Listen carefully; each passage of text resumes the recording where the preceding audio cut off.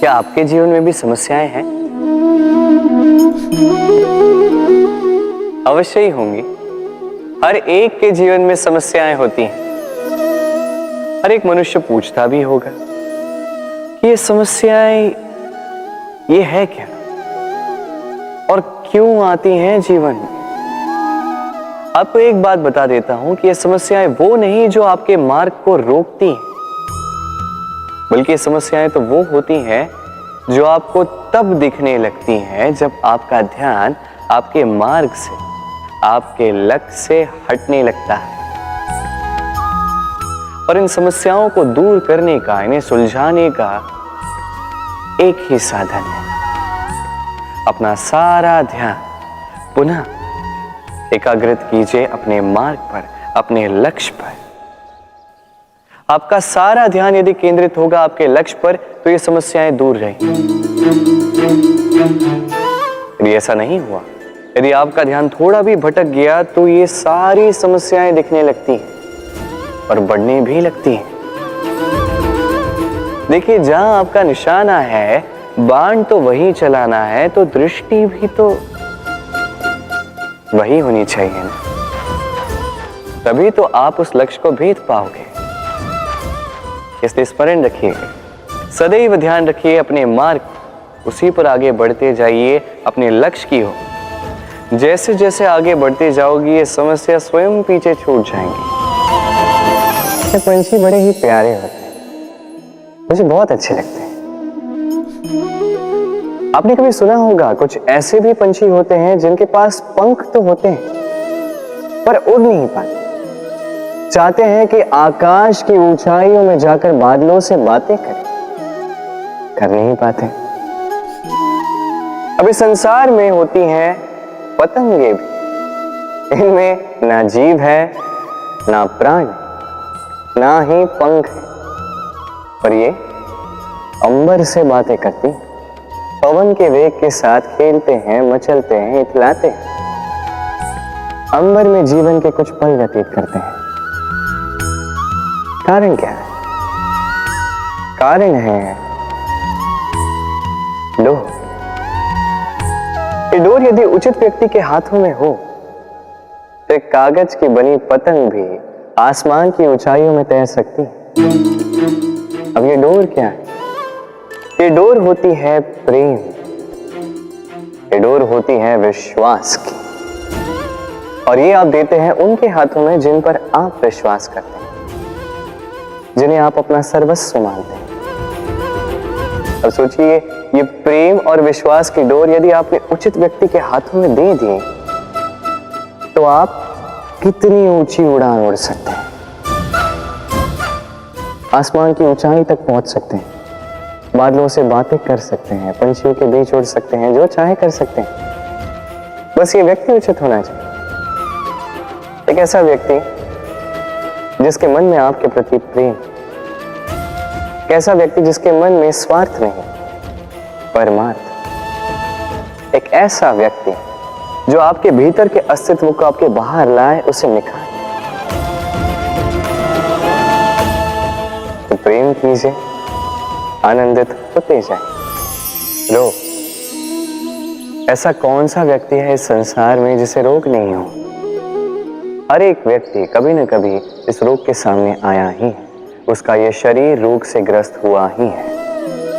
अब ये रोग ये आते हैं, ये जाते हैं, किंतु क्यों ये हमें सता पाने में सक्षम रह जाते हैं? कारण है स्वच्छता। यदि स्वच्छता इस तन में नहीं होगी तो व्यक्ति शारीरिक रूप से पीड़ा सहेगा। अब उसी प्रकार अति आवश्यक है कि यह स्वच्छता कि मन में भी। यदि ये स्वच्छता मन में ना हुई तो व्यक्ति चारित्रिक रूप से पीड़ा सहता। अब इसका निवारण क्या? बड़ा ही सरल है इसका निवारण। यदि रोग तन में है तो सर्वप्रथम स्वच्छता रखना सीखिए, इस शरीर को स्वच्छ रखना सीखिए। समझदारी के साथ डट कर इस रोग का सामना करें, भयभीत होने की आवश्यकता नहीं। व्यायाम करते रहें, सब ठीक होगा। उसी प्रकार यदि ये रोग ये मन में हो तो क्या करें? सर्वप्रथम आधार पर ध्यान दें। आपका आधार है आपका आहा। जो आप खाओगे वही आप बनोगे। उसी प्रकार जो आप सोचते हो वही आप बनते हो। इसलिए इस सोच को सकारात्मक बनाएं, अपने दृष्टिकोण को सकारात्मक बनाएं। सब कुछ ठीक होगा। आपके मेरे हर एक के भीतर एक राक्षस रहता है। उसका सामना करें, उसे परास्त करें। तो ये रोग चाहे तन का हो या मन का, यदि उचित समय पर इसे ना रोका गया तो अनुचित समय पर यह महामारी बन सकता है। इसलिए सावधान रहें, स्वस्थ रहें। भगवान और भूल दोनों एक ही अक्षर से आरंभ होते हैं, और तो और दोनों की राशि भी एक ही है। अब आप कहेंगे भगवान भूल, इसमें क्या समानता हो सकती? बहुत बड़ी समानता है। न केवल ये एक अक्षर से आरंभ होते हैं, बल्कि इनका विजय मंत्र भी एक ही है। भगवान को मानो, उन पर विश्वास करो, उन्हें स्वीकार करो। ये करोगे तो मन की दृष्टि से भगवान देखे जाते हैं और वो आपको संपन्न कर देते हैं। यही भूलों के साथ भी है। अपनी स्वयं की भूलों को मानो, स्वीकार करो। सब कुछ अपने आप ही स्पष्ट रूप से दिखने लगता है। जिस दिन आप अपनी भूल स्वीकार करना सीख जाते हैं, उसी दिन से प्रक्रिया आरंभ होती है अपनी भूल को स्वीकार करने की। आप समझ जाते हैं कैसे अपनी भूलों को सुधारना है। स्मरण रखिए, स्वयं को श्रेष्ठ बनाने के लिए अपनी भूलों को स्वीकारना आवश्यक है। इस जीवन में शांति लाने के लिए ईश्वर को स्वीकार करना आवश्यक है।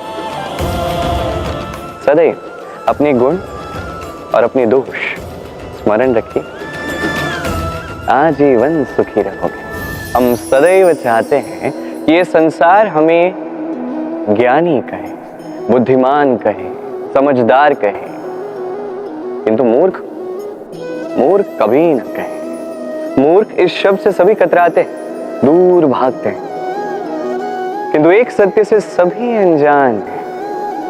मूर्ख बनना बुद्धिमान बनने की ओर पहला कदम होता है।